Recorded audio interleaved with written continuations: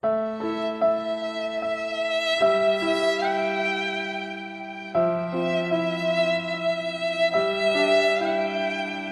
you we were going to start right here.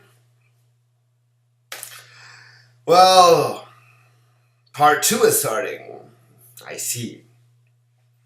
Well, welcome to part 2 of this gigantic Fantasy Film Fest special.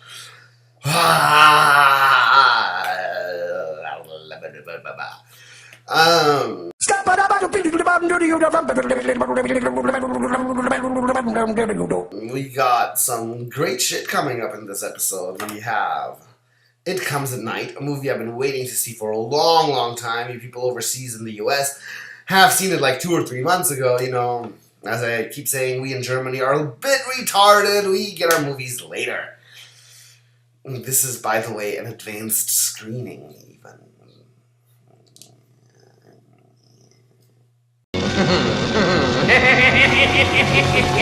We will also be seeing the autopsy of Jane Doe. Bad Match. 68 Kill and It Came from the Desert. And this is also 2 films where we will be having our first Q&As. And maybe even I'll grab the producers and directors myself and ask them a few questions in private.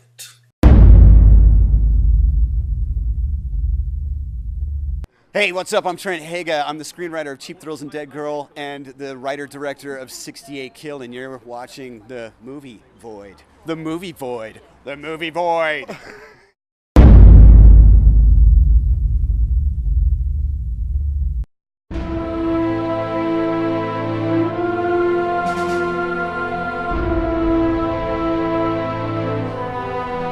Hello everyone, and welcome to The Movie Void, where we review whatever the fuck we want to review.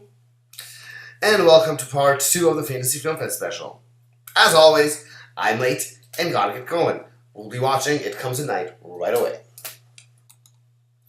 Oh, and I would also like to give a special thank you and a shout out to Rock and Roll Poetry, who has been helping me edit this shit so we can get you 4 episodes in 2 weeks. Please check out her Instagram page and her YouTube page. Great stuff, great musicians. She usually records and edits live performances. Yes, and while we're at shouting out, be sure to click that fucking subscribe button. Yeah.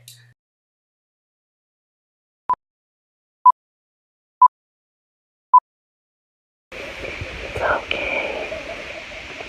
It's okay. It's okay. Just let it go. It's okay.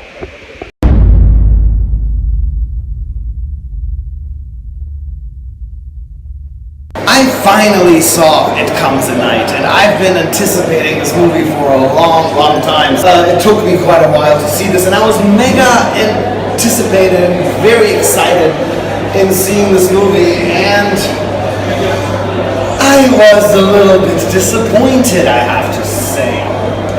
Right off, before I say anything bad, I have to say that on a technical level, this movie is absolutely brilliant. You have incredibly long takes, you have wonderful cinematography where the lighting is so dark and kept very, very tense. And the whole entire thing feels very close. It's done, it all happens in a place that's like pretty much secluded from the outside world, somewhere in a forest, somewhere in a cabin. You don't really even know what year it is. Like, with the few electronics seen in this film or modern stuff, you couldn't even say if it was post-2000s or maybe the 60s or 70s for all I know. Like, the time is totally irrelevant, and the acting is done very nicely.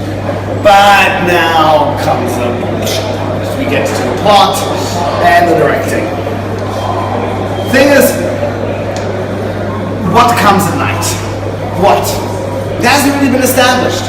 whatever it is, it makes people sick, it makes animals sick,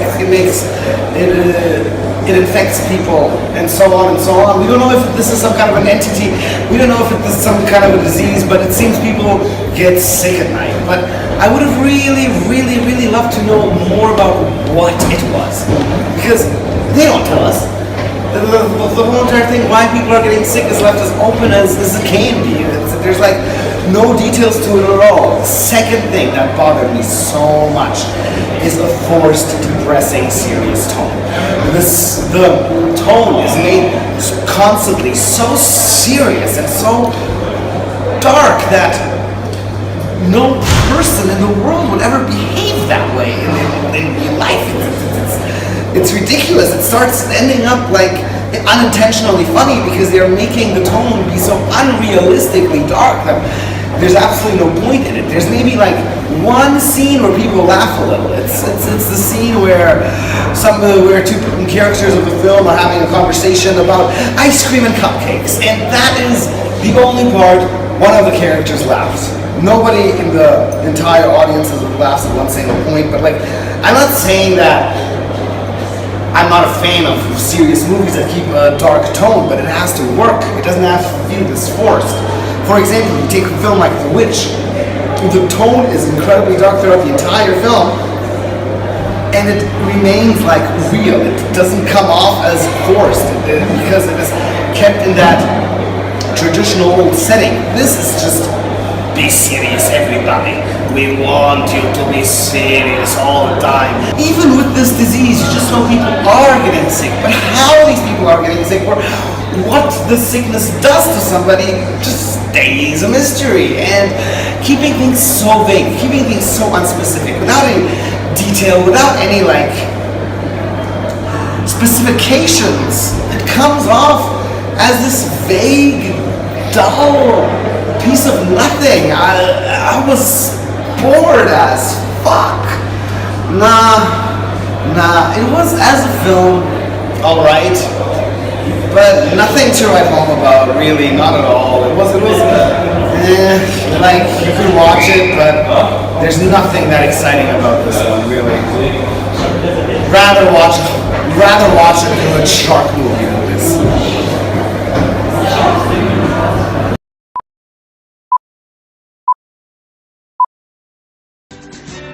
Mommy told me something a little kid should know. It's all about the devil, and I've learned to hate him so.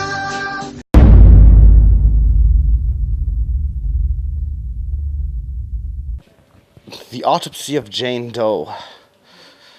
It was a crazy story, but I am a little torn and not really sure about what to make of this one. In the beginning, it was very promising. Let's get to the plot first. The plot features a father and a son who are both doctors, or what do you call morticians? What are they? The father was a mortician and the son was just medical technical assistant. Okay, so the plot features a father and a son. The father is a mortician and the son is a medical technical assistant, and they do autopsies. And they get visited by the cops and have to analyze a certain body of an unidentified figure. And the more they keep doing the autopsy, the more things seem strange and weird and don't really seem to add up at all. The things that they find in this autopsy don't really make sense whatsoever. And that would be like the first act of the film. And then when the second act sets in, you have all of a sudden zombies, witchcraft, all types of psychotic stuff that somehow doesn't really fit the first act or the tone of the movie in general. It's just weird. It's like you're suddenly watching this totally new movie. If I was going to go into details now, I'd have to spoiler things up. And then when the ending comes in, it just doesn't add up. The way you twist it, the way you turn it, the things that happen, like, it doesn't make sense. It doesn't satisfy the head. There's like no logical thing. It's like it's like this gigantic continuity error, how the ending feels. And technically, especially the first act of the movie was very nicely shot. Somehow, like the way the clinical shots of the whole entire film, they reminded me very much of the Human Centipede 1, with a crossing of Saw 3 and Saw 4, especially the zooms on the cutting open brains, cutting open stomachs. Like, there is a lot of medical gore in there. The cameras really don't hold back on all these types of medical incisions. Even the heaviest gorehounds tend to cringe here and there now a little at every scene. And the acting is also done really well. This is where you totally notice how they didn't really know what to do with the ending, because I was a lot more convinced by the acting of everybody involved in the first act of the film, and then when things get all psycho on your ass in this movie, the acting isn't really that convincing either. It all seems very forced and stranged in the end. I don't know. It's generally a good movie. You can't say it's shit. Or you can't say that it totally sucks, because it really has some wonderful moments and some really convincing moments. And then again, it just doesn't add up. And like, it's somehow just sitting there like, too bad. 11 o'clock. This started so well, this started so good, and then, meh.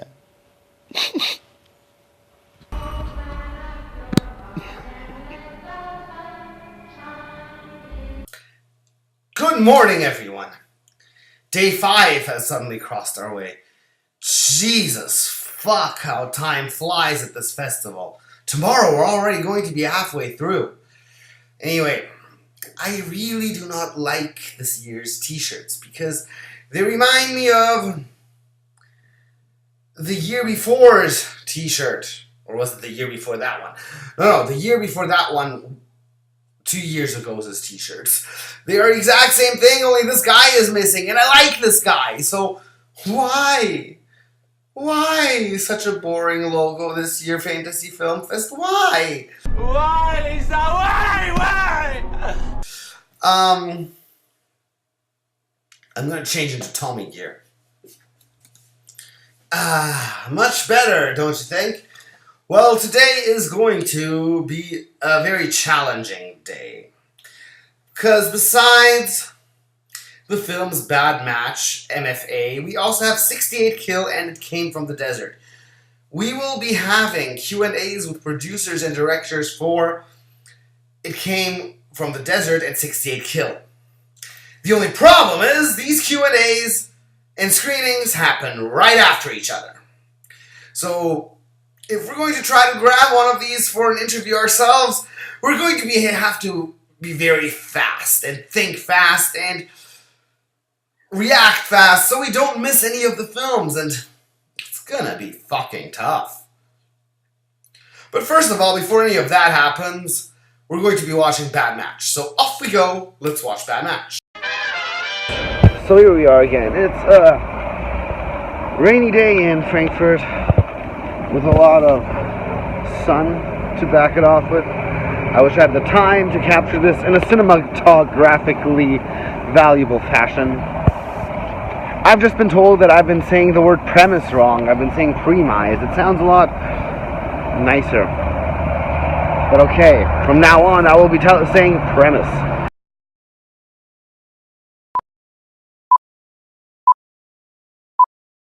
I was in Wembley Arena, 3 sold-out shows in Wembley, and there was a girl that was in a trench coat, and she was butt naked underneath the trench coat.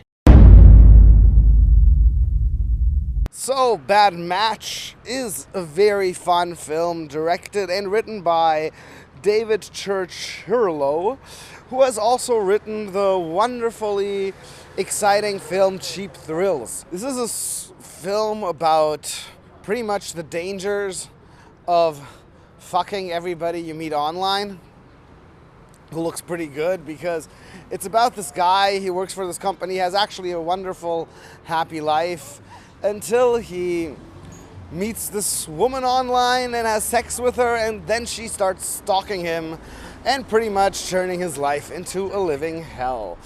And it is written very witty and very funnily. Like, it's honestly pretty much a party movie, I have to say. And I have to admit, it reminded me a lot of some of my ex-girlfriends. I could just like imagine if one of them had more criminal energy and motivation, then that they would probably have ended up doing something like this to me too. What I enjoyed about this was the very nicely crafted characters and the way it played a lot with your typical cliches. The small problem only with Bad Match is the fact that with this story, it is just generally a bit predictable. And you know, like, you can pretty much imagine exactly, if you think about it, how this whole entire thing will end and what the twist in the end actually is. But still, it doesn't matter that much that it is this predictable, because it lives off of its characters, it lives off of its funny dialogue, and its very happy, fun tone, and that is pretty much what makes this movie happen.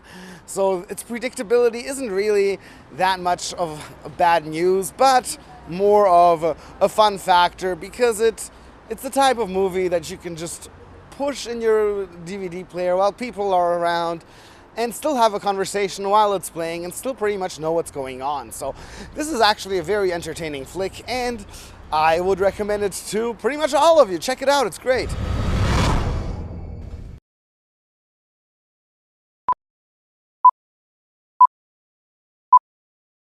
$68,000. It's enough to get us out of this shithole forever.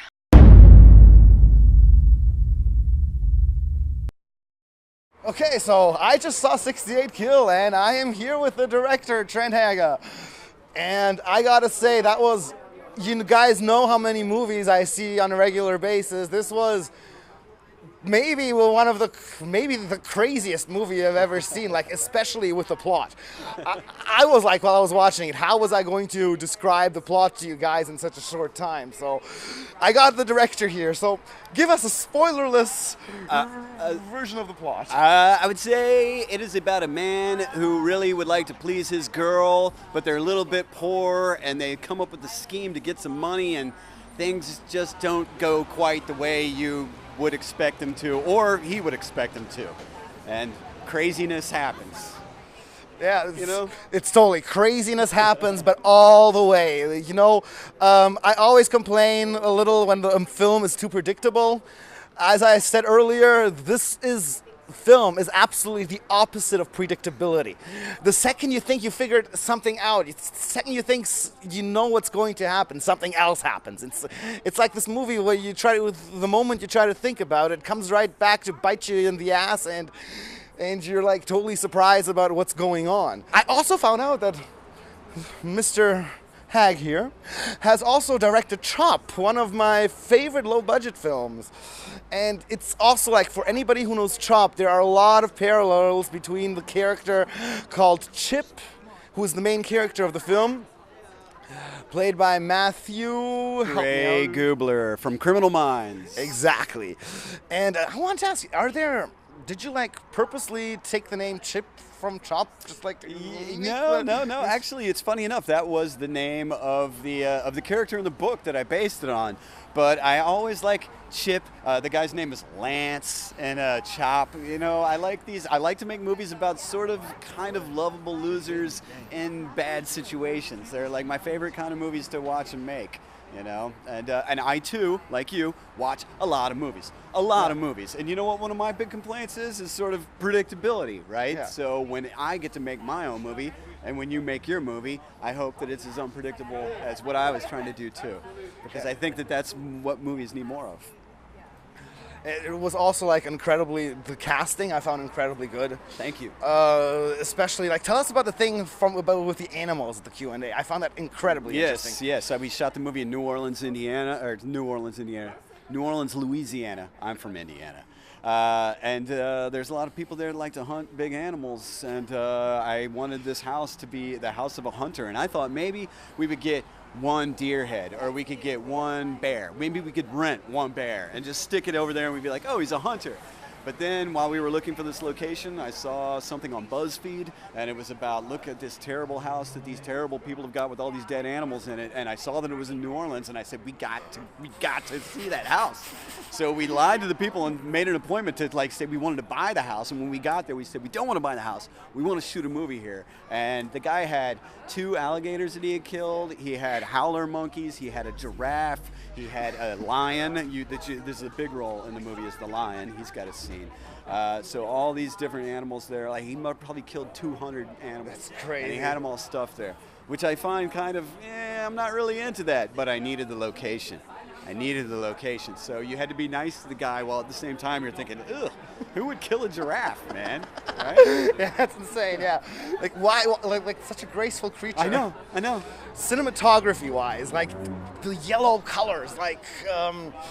Did you want to like make this intense heat in the film going on, like make it seem like it's really, really hot? Yeah. I mean, it's supposed to be steamy, it's sexy, it's hot, it's scary. You're supposed to be nervous, and absolutely, we shot it in April, I think, so it wasn't that hot. It was maybe in the 70s and things like that. Nevada, right? No, Louisiana. Louisiana. Which is the name of the bar right next door. Louisiana. You I know. See? Yeah, it's weird. But I recommend this place more. It's just Okay, a pasto. I don't know. There's no state named that, so Italian I'll do it. food. All right. It's really good.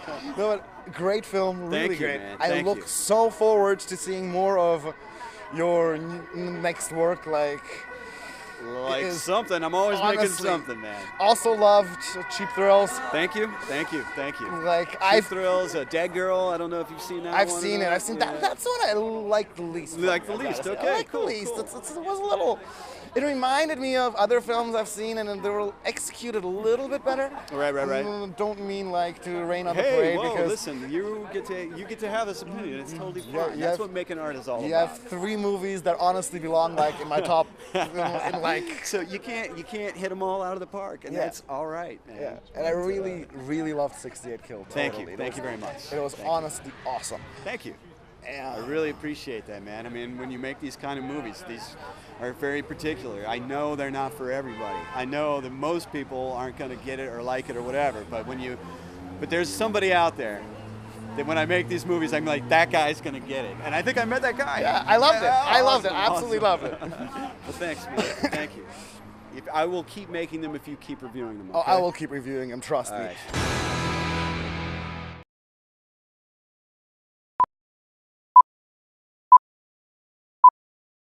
The ants go marching one by one, hurrah, hurrah.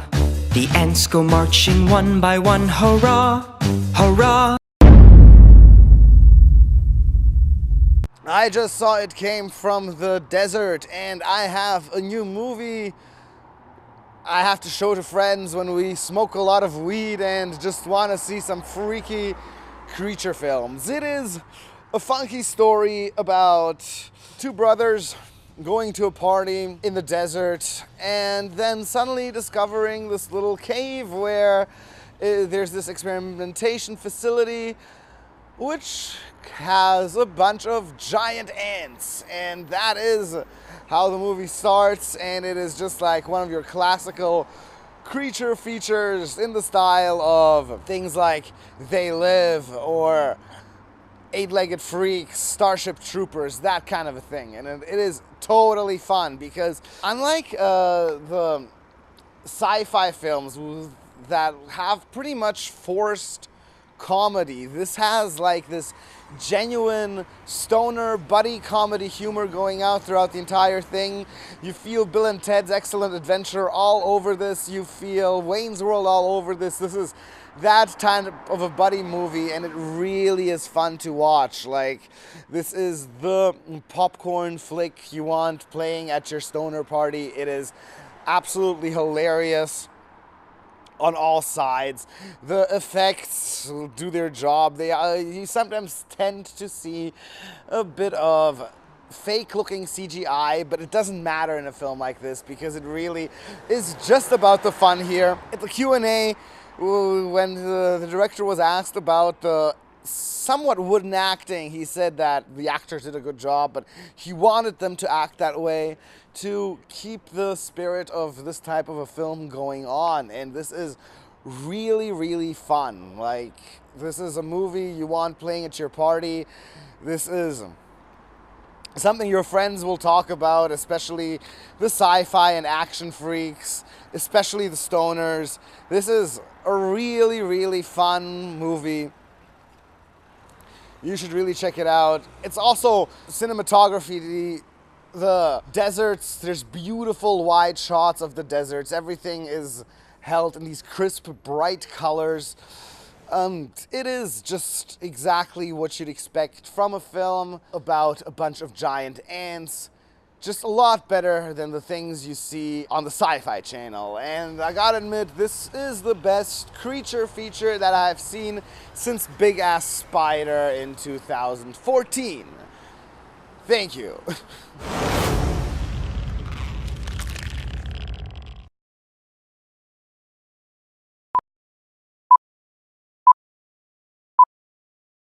The theme of this movie doesn't really offer a funny jump cut. Like at all. M.F.A. I actually really like rape and revenge films. What the hell is wrong with you?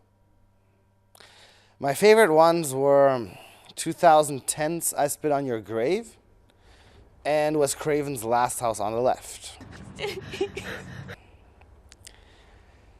However, I didn't like M.F.A. at all. And it's sort of like, you can't really blame it on any of the actors, because especially Francesca Eastwood is actually a very, very good actress. I've seen her in other films like The Final Girls, in, where was it? Outlaws and Angels, exactly, that's where I saw her. Anyway, it felt like, on one hand, they were trying to create a portrayal of campus rape culture. And on the other side, they were trying to make this edgy rape and revenge film. And the thing is, it didn't succeed in doing neither, because it tried to like please both sides. It didn't want to be exploitative, and it didn't want to make the characters of the film seem too whiny, seem too weak.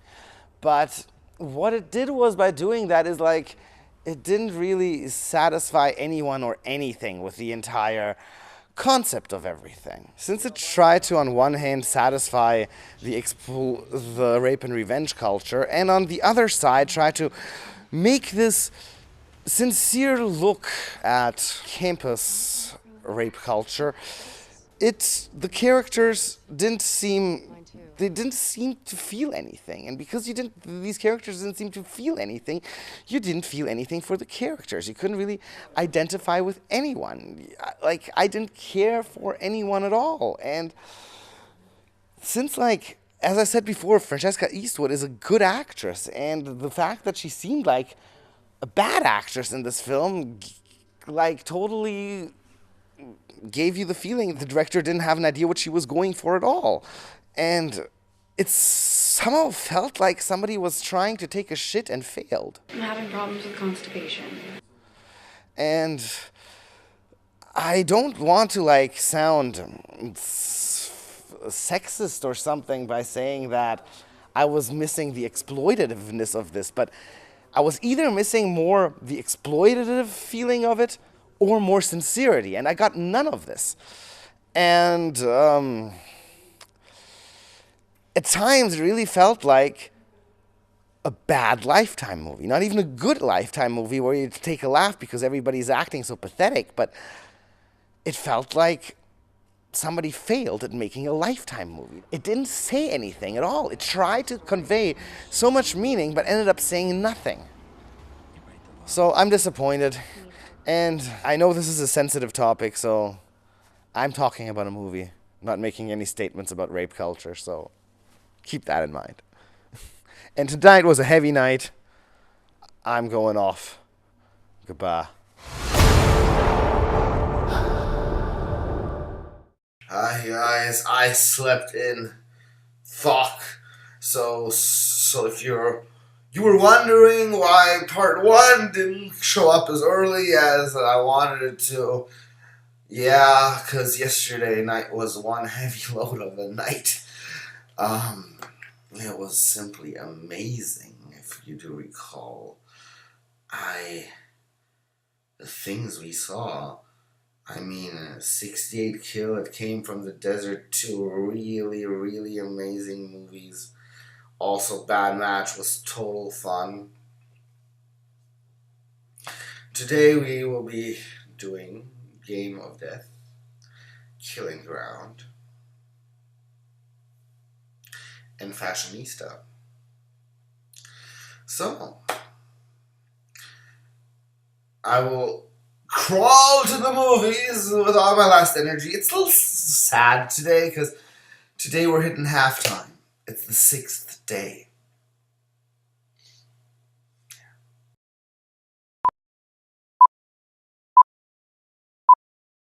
How did you become the fashionista that you are today? Well, ever since I was young, I loved to dress up.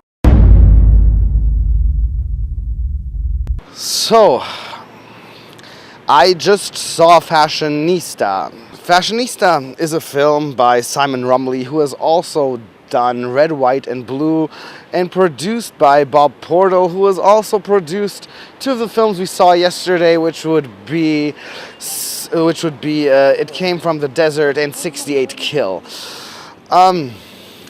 Fashionista is a dreamy, lovesick tale of a mental breakdown told in a white trash Gucci vibe with a fantastic soundtrack. It is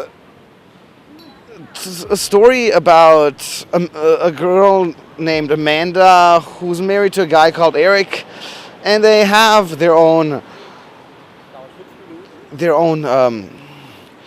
secondhand clothes store.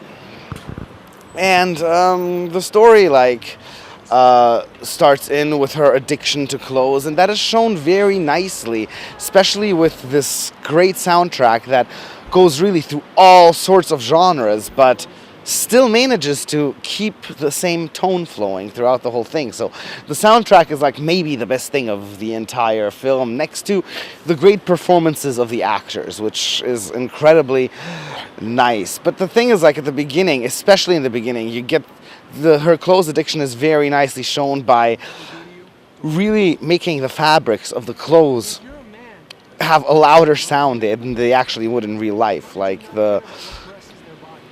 You hear how a leather jacket, the material, how it sounds, how a silk jacket, or some silk wardrobe also sounds, that every single garment makes its own sound, and she's constantly smelling this stuff.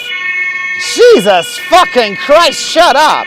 Yeah, and all of a sudden, our friend Eric, Amanda's husband, starts cheating on her, and this is where the movie gets into a very dark place. And this is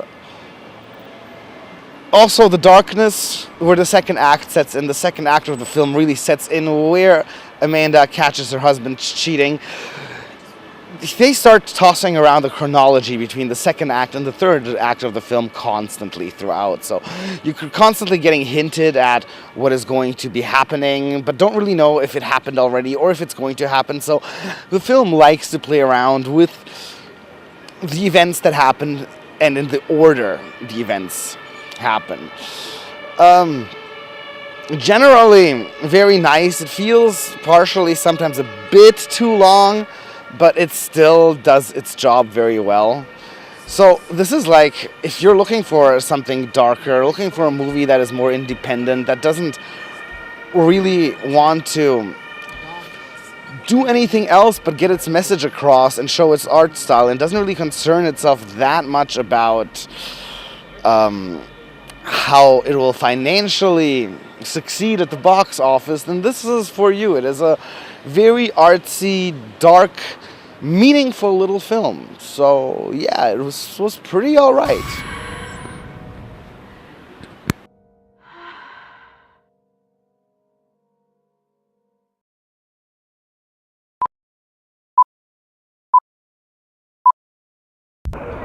Hey, The movie void wants to fuck you.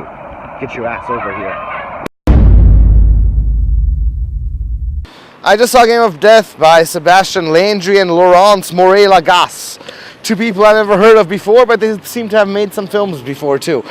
It was an alright, fun splatter flick, but really nothing special because it wasn't well thought out. It's a few over-sexualized, party-hungry teenagers find a board game called Game of Death, just simply lying around there on top of a Nintendo Entertainment System. They start playing the game, and it tells them that they have to kill 24 people.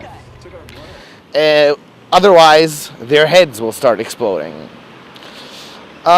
Which, when the first two heads explodes, it's clear to them that people have to die, and so two of them go on a killing spree, and the other ones are a little reluctant about it. But I'm missing the details in this film very, very much, because where does this game come from? How does it know that they killed somebody? What is the secret behind this game? Like, when does a head explode? How much time do they have between kills? These are all things that aren't mentioned at all in the film. I have so many questions! The acting's a little wooden, the characters are a little too one-dimensional. However, we have very nice splatter effects, and we have a lot of fun going on in this film, but really, we ask ourselves constantly a lot of questions, and it feels like this film was somehow shot in a hurry. Somehow the whole plot was constructed in a hurry, because I'm missing background information, and I'm missing more edges and more depth in the characters we're looking at. And I can't even tell you, besides two characters now, like, how these people are. It was an okay flick, but it could have been so much better. There was so much potential here that just wasn't used, and it's an alright film. You can check it out, but you don't have to. It's alright, but nothing special, because there's too many questions and too many things that, like, are left untouched, which should have been done. So yeah. I'm not playing God. I'm playing the game of death. This is what I do. When the movie I was supposed to be watching is boring the crap out of me, I go to the bar down here and drink my ass off. As you see, this is my third beer.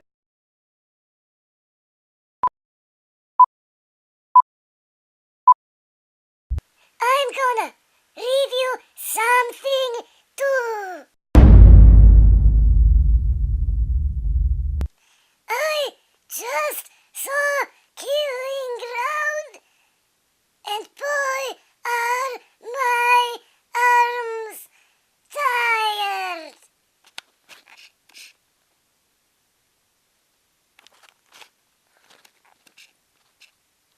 I'm reviewing it because the movie Void was so bored that he fell asleep. I can't even blame the poor bastard. It sucked so much ass that it made me want to kill the director. Be careful, Damien Power. I'm watching you. This stupid, boring couple. Go camping For the tent. and find a bleeding baby Yeah, he's alive. and witness a crime. And then these criminals attack them. The most dumbest, stupidest decisions are made by these characters. No sign of him. There's just You this car hate and them a tent. because and they they're are in so trouble. stupid. I was rooting for the criminals when they killed everyone. I wanted it to be over. It was awful. I hated it. I want everyone who worked on this to die a horrible death. This was just stupid, awful, and boring as fuck.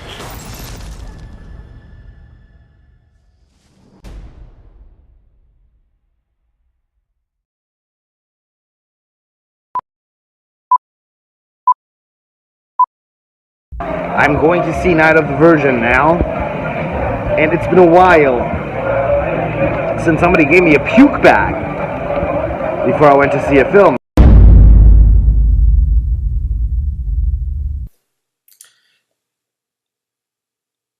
Okay, everyone. It's actually happened. I have officially seen the most disgusting movie of my life. Yep. It's happened. It's happened. Night of the Virgin is the most disgusting movie I've ever seen. And you guys know damn well your dearest movie void isn't really too squeamish about things. Some of my favorite films are the Human Centipede movies, are a Serbian film, Brain Dead, and so on, The Greasy Strangler. All of these films, they look like fucking Disney films compared to this. This vile hellhole this movie is. It is a film by Roberto San Sebastian. I've never heard of anything he's done before yet, but should check that shit out. No, it starts off with this guy. This little dweeby loser guy at a New Year's party. Meeting an older woman who takes him home and he thinks he's going to get laid and shit. Which he eventually does, but the circumstances are a lot different than he is expecting them to be. Now, without wanting to spoil everything, I'm just gonna say some shit that happens here. This movie is gritty as fuck. The whole entire time you have these cockroaches running around the place. You have a male pregnancy. This dude, I fucking saw this dude shit a baby out of his ass. And all this blood and guts and crap flying out of his fucking ass. There was even an umbilical cord that baby was hung to. The dude later on gets dragged across the room by this umbilical cord. There is a lot of vomit. There is a lot of semen. There is a lot of blood. There is a lot of shit. There's even menstruational blood. Any bodily fluid you can think of, you will find it in this fucking film. And the camera zooms into it. It doesn't just like zoom into it. It holds the focus on the shit. It is so fucking vile and so fucking disgusting. It's like nothing I've ever seen in my life. Really, this is one crazy fuck of a movie, but be warned, this is definitely not for everybody. Some people will find this incredibly offensive. Like, I mean, incredibly offensive. And people are like a bit squeamish about like bodily fluids flying around 80% of the entire film. Are not going to like this at all. Like, at all. I can't believe people still get disgusted by the Human Centipede films these days. I mean, this was just a new level. This was like an exercise on how fucked up shit can get. I mean, somebody in the theater actually used that puke bag I was talking about. This is how fucking disgusting this film is. I've never seen so many people walk out of a film because they couldn't handle it. This is something like the heaviest gorehounds, the heaviest freaks who've seen everything are going to cringe at a lot of scenes in this film. It is honestly crazy and insane as fuck.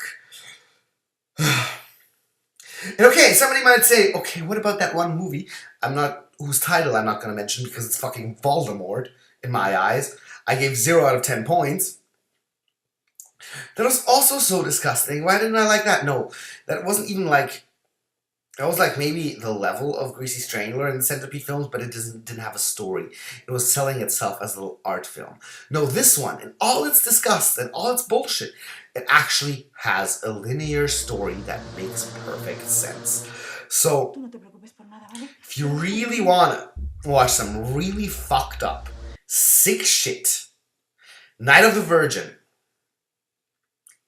is gonna be your jam. But be warned, really be warned, it really does not get sicker than this. Dearest Voiders, we have reached halftime. That means day 6 is over, and there's 5 more days to go. Oh my fucking god, has this been tough. I'm loving watching all these films and loving doing all these reviews. And even the editing, I'm enjoying that too, but it is so much work. I hope you appreciate how much shit I'm going through to get these reviews to you guys, so you have an idea of the movies that are going to be coming out very soon. Cheers to that. There's going to be 2 more days, and this is even actually getting bigger than I thought it would be. I thought we were going to be like 30 to 32 reviews, but we're reaching 40 if we keep going this way. So there's still a lot of good shit coming up. This is we just went half the ride. I can't even believe it. Fuck, this is exhausting and tough, but I'm loving it. So let's take a look at what we've seen in episode 2.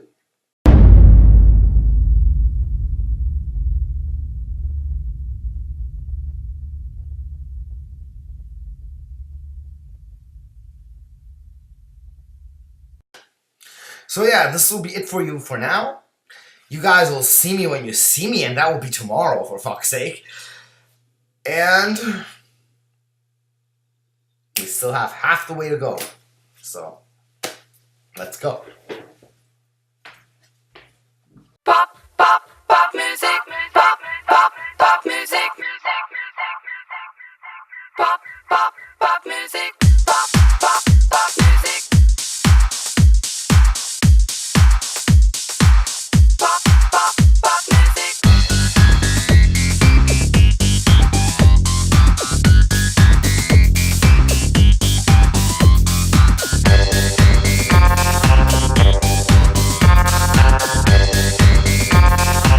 I'm having problems with constipation.